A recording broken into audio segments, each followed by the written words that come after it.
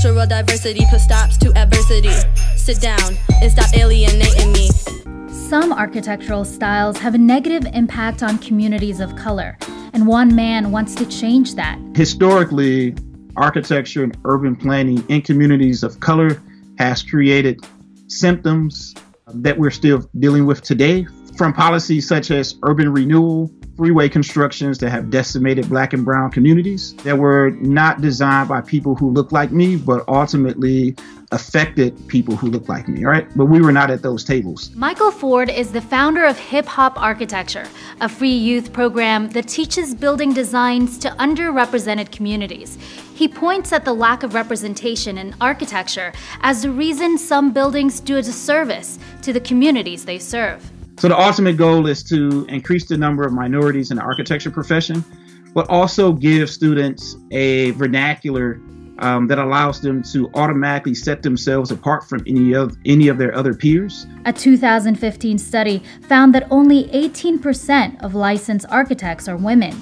African Americans make up 2% of licensed architects, and Latinos make up 3%. Just like hip hop and its music, I mean, the hip hop artists are separated from their peers because of their creativity, right? Their ability to create new words. Can we bring some of that same creativity that our kids walk, talk, and eat every day? Can we bring that into architecture and have them solve some of the problems that we hear in our lyrics all the time? In my concrete jungle, no Tarzans and James, move diesel by the bundles, and the hard grams of cane. Ford says the often used phrase concrete jungle can refer to the housing projects, and that it's an example of bad architecture that negatively impacts communities of color.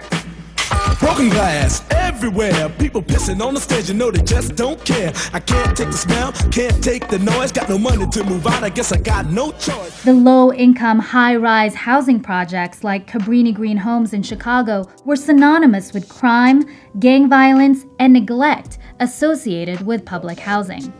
Cabrini is part of the worst public housing system in the country. So bad that 2 years ago, the federal government threatened to take it over.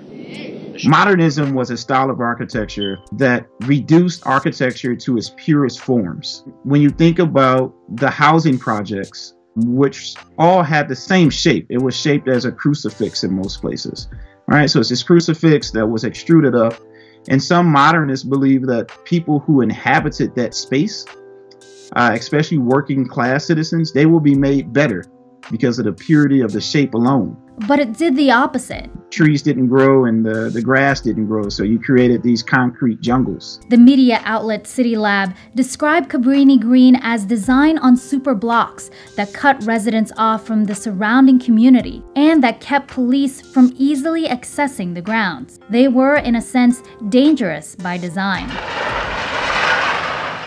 Cabrini Green homes were demolished in 2011, but there's still similarly designed public housing around the country. And what hip hop architecture does is say, we don't need more songs like that.